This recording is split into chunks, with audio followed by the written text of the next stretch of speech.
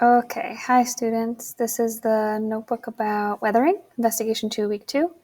We're going to talk about all different types of weathering, how rocks can be weathered into sediment by a number of processes like frost wedging, abrasion, chemical weathering, and root wedging.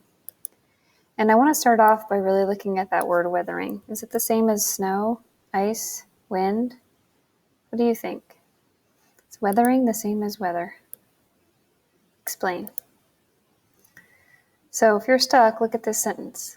Last week we learned about how abrasion breaks rocks down by smashing rocks together.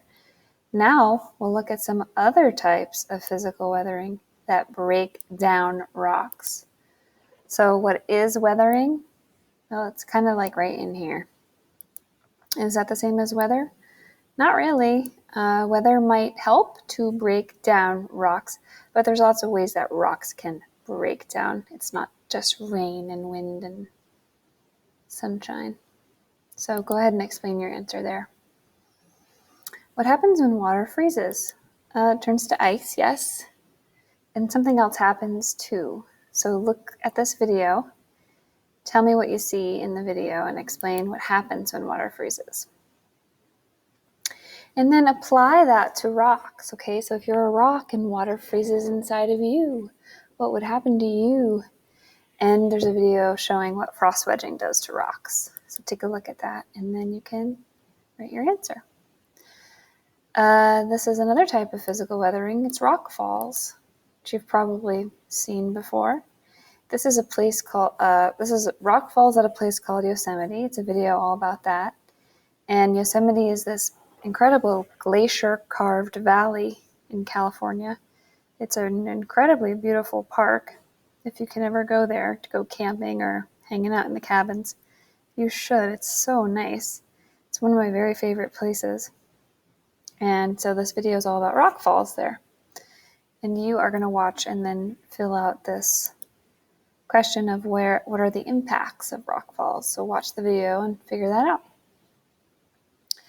Root wedging, how might roots break down rocks? Well, let's look. How might these roots break down rocks? So what do you see in the picture and how might that break down the rock? So go ahead and fill in your ideas. Okay, hopefully you're just pausing the video and doing the work so that you don't try to listen to this whole thing and then do the work. I would pause the video and do each section as I explain it. So now we're on part 2. It's all about chemical weathering. So we'll see some ways that chemicals can break down rocks. If you look at this picture, you can see that water, which is a chemical, can react to rocks and carve out things like caves. Caves are incredible. You should Google cool caves because there's a lot of amazing caves. Rocks can react with oxygen, especially if they contain iron. The rock will have a rust reaction, basically the same as if you leave a nail out in the rain and the water the rain and the water is the same thing. So anyway, it will react with oxygen in the air and rust. And rocks can do that too. Even at the Grand Canyon, we see a lot of red rocks. Reaction with acid, I'm not really sure what's happening here. It just looks like a big hole. So some sort of a reaction. And then the reaction with organisms, these are lichen, which are, those fungi that grow on all kinds of different surfaces. Well, they release CO2 just like we do. And CO2 is slightly acidic, and that can break down rocks. Acidic, acid, what does that mean? It's kind of complicated, but it's a property of all substances, and it has to do with pH. So some things are very acidic, some things are very basic, or alkaline, and everything sort of falls on a scale with water being right in the middle, neutral. But if you are more acidic, then you have a higher pH, or you have a lower pH actually. So you would have a number that is lower than 7. If you are basic, you have a higher pH, so you'd have a higher number that's higher than 7. And that's going to kind of show up a little bit in this video about acid rain. So it talks a lot about chemicals that break down rocks, but also just chemicals and chemistry in the rain. So if you don't know about acid rain, check out this video and you can fill in these questions as you watch. What are some human activities that cause acid rain? Name 2 ways that acid rain impacts our environment. What is something we can do to prevent acid rain? And the video is a bit strange, so there's a floating beard, and I warned you. I wrote finish for homework for the in-person kids, but you're doing this all on your own for homework. So basically, this next question is about weathering at the Grand Canyon. How do you think weathering, breaking rocks, and erosion, when rocks are swept away, led to the formation of the Grand Canyon? So giant canyon. How did weathering and erosion help to form this place?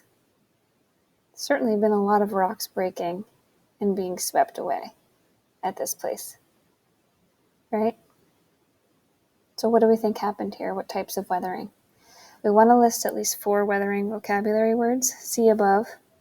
So if you look on this document, there's at least 4 things listed. We talked about abrasion, frost wedging, rock falls, root wedging, chemical weathering.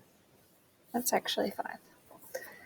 So you can also use this Earth History picture glossary if you're stuck to come up with some more. Acid rain and chemical weathering help to weather and erode. I'm going to say to break down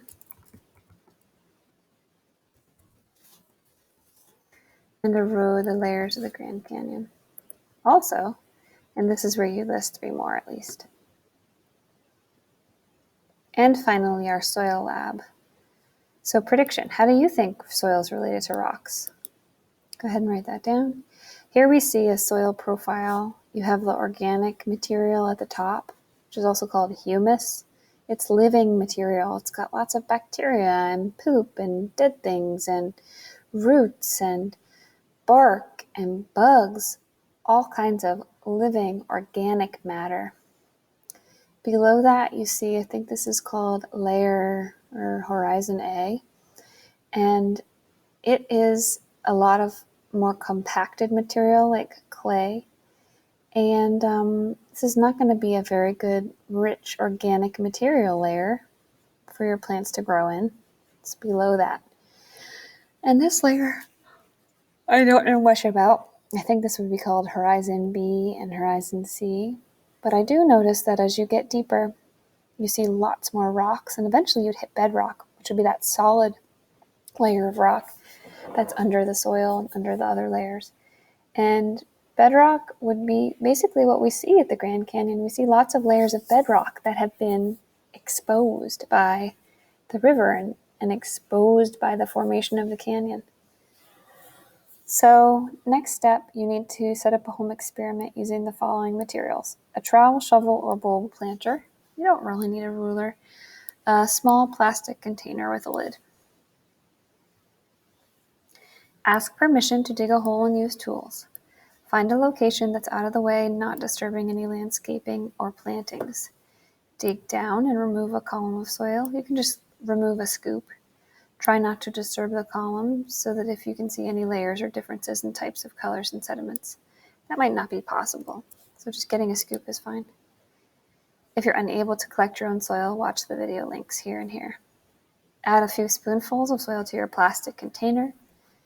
Fill it 3/4 of the way with water. Put the lid on securely and gently shake the container. Allow your soil sample to settle in water at least 20 minutes. Do you see layers forming? What types of sediments do you see? Record your observations and insert a drawing photo below. If you're unable, use the video above to fill in the chart. So here's my dry soil sample. And I said it contains roots and leaves and worms and pebbles and sand and rocks and small plant, and it has pupa in it, which are like little cocoons we found. And then I put some in my plastic container. I filled it 3/4 with water. I shook it, and then I watched as the layers settled out. And now I can see that there's a little bit of fine sand, silt, and clay, lots of clay in the murky water, and bark and organic material is floating at the top. So that's the only thing I have left to do is fill that in here. Then I would list all the other things I'm observing now with these layers that have formed. Okay, if you want to watch a very cringy song about erosion, click here, and otherwise submit on Schoology and send me an email if you need any help.